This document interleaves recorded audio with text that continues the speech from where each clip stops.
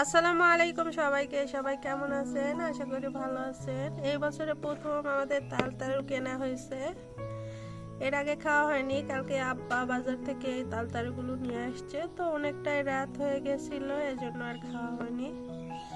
তো ফ্রিজে রাখা হয়েছিল, সকালে বের করে নিছি, এখন খেয়ে নিব। তাল তারু খাইতে আমার অনেক মজা লাগে। আজকে আমার বাবার বাড়িতে আমার ফুপুরা আসবে, তো ফুপুরা আসা উপলক্ষে এখানে মাংস রান্না করব। তো প্রথমে আমি খাসির মাংসগুলো সুন্দর করে পরিষ্কার করে ধুয়ে নিছি। এরপর আমি রান্না করার জন্য এক এক করে পেঁয়াজ, রসুন, ঝাল, যা মশলা দরকার সব মশলাই দিয়ে দেবো। তো আজকে আমি মাংসগুলো রান্না করব সব গোটা মশলা দিয়েই। তো আমরা যখন বেশি মাংস একবারে রান্না করি, তো এভাবেই গোটা মশলা দিয়ে রান্না করে থাকি। আজকের সব রান্নাগুলো আমিই করব, কারণ মা অনেকটাই অসুস্থ। মাকে বললাম তোমাকে রান্না করতে হবে না, যা যা দরকার আমি সব রান্না করে নিচ্ছি।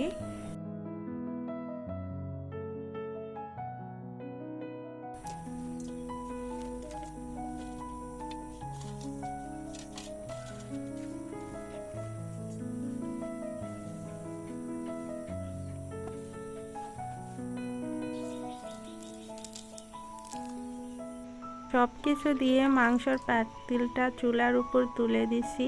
এক চুলায় দিয়েছি মাংস আর অন্য চুলাতে দিয়েছি পাতিল ভরে পানি, কারণ গরম পানি করে নিলে অন্যান্য যেই রান্নাগুলো আছে আমার খুব তাড়াতাড়ি রান্নাটা করা হয়ে যাবে।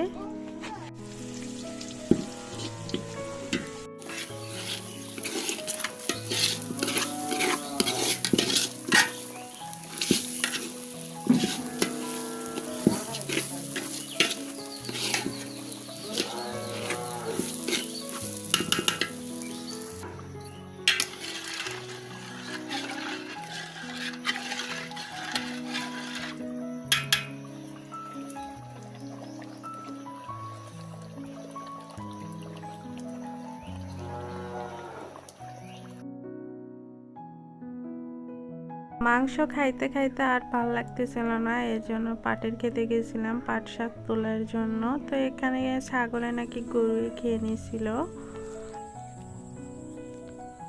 পাটের শাক তুলতে আসে, শাক বড় হয়ে গেছে, তোলা আর হলো না। এখন পুঁই শাক নিয়ে যাওয়া হবে। আর এই যে মরিচের গাছে দেখেন কত সুন্দর মরিচ ধরছে, আর এতটুকু পাট শাক তোলা হয়েছে।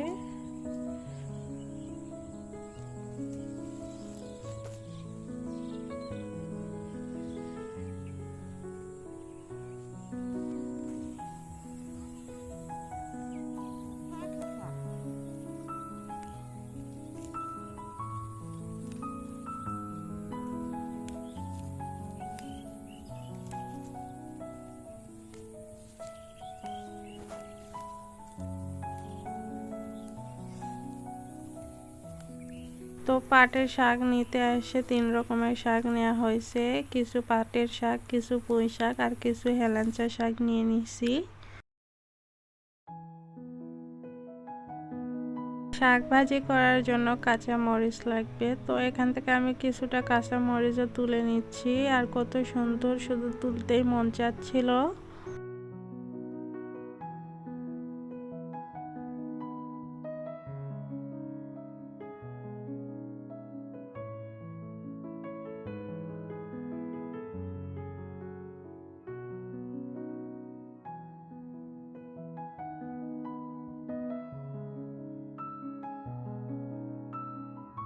এখানে আমি ধুঞ্চি দেখে ধুঞ্চির পাতাগুলো ছিঁড়ছিলাম আর ধুঞ্চিগুলো লড়াইতেছিলাম। এভাবে আগে ছোট থাকতে কত খেলছিলাম।